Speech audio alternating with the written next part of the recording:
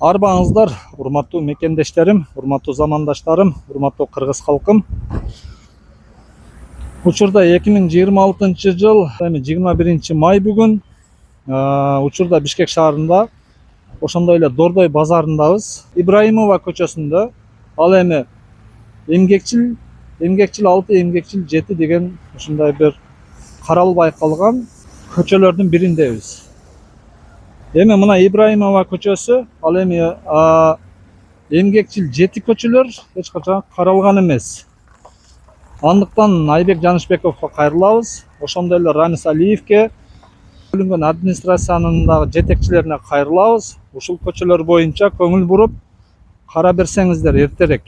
Эмнеге дегенде бул жакта жаан жаап, ушундай өзүнчө бир көлчүктөр болуп калат, үйүлүп калат. Бул жерде окуучулар окуйт. Ошол окуучулар канты басып, канты барып келишет.